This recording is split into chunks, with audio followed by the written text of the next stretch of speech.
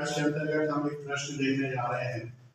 8,000 रुपए का 10% वार्षिक ब्याज की दर से 2 वर्ष के चक्रवृद्धि ब्याज तथा साधारण ब्याज का अंतर ज्ञात करना है। तो यहाँ पे देखिए हमसे पूछ क्या रहा है, चक्रवृद्धि ब्याज और साधारण ब्याज का अंतर। तो हमको दोनों चीज निकालना पड़ेगा पहले, उसके बाद फिर उसका अंतर दिखाएंगे। तो सबसे पहले हम देखते हैं कि हमको क्या क्या चीजें दी हुई है। तो दिया है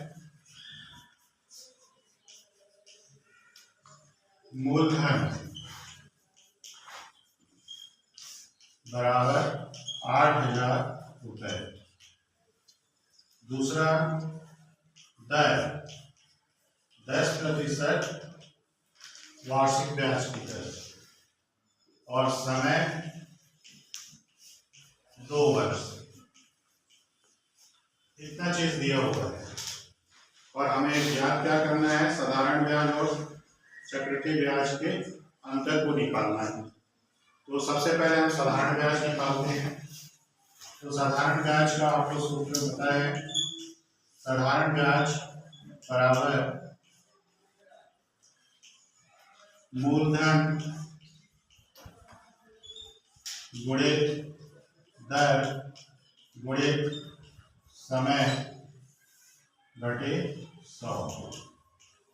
इसमें मान रखते हैं। तो मूलधन है हमारा 8,000 रुपए,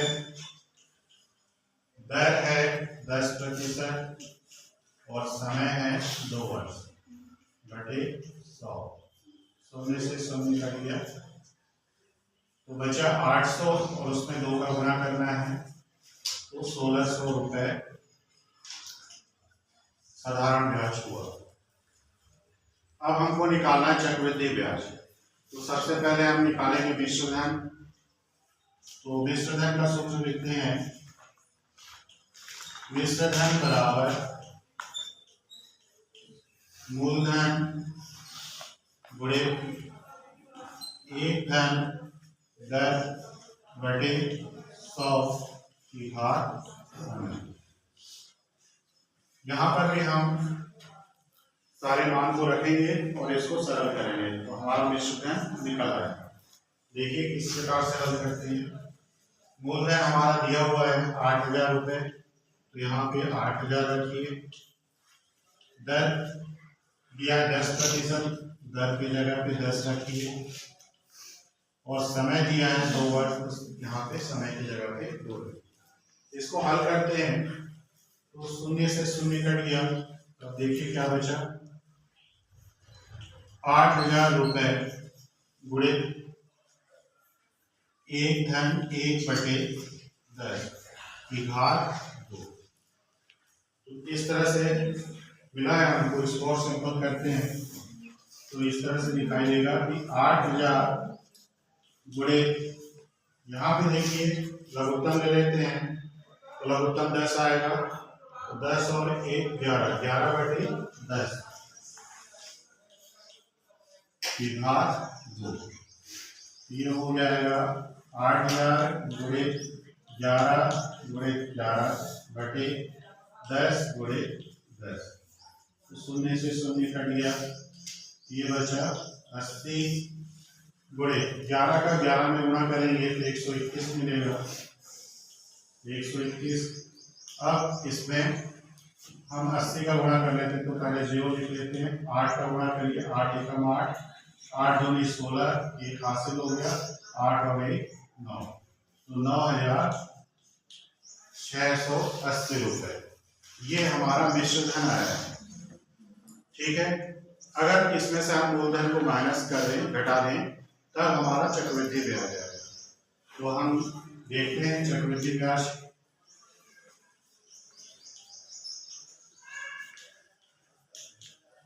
बराबर मिश्र धन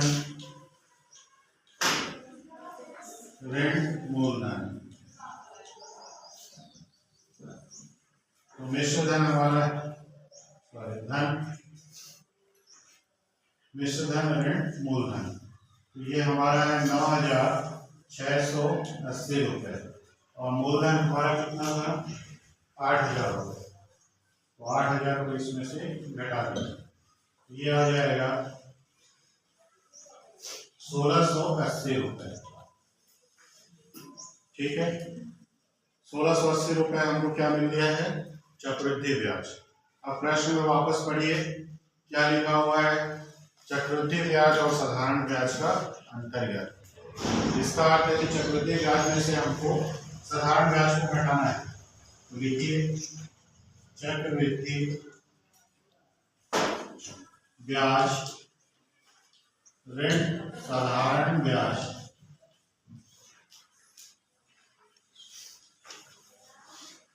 बराबर चक्रवृद्धि ब्याज कितना है 1680 रुपये और साधारण ब्याज कितना निकला था 1600 रुपये।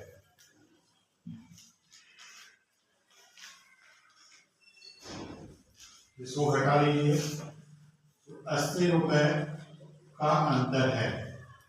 इससे स्पष्ट हो रहा है देखने से भी कि चक्रवृद्धि ब्याज में हमको जो राशि प्राप्त होती है वो अधिक प्राप्त होती है जिससे तुलना में साधारण ब्याज। ठीक है, जबकि समान समय अंतराल है।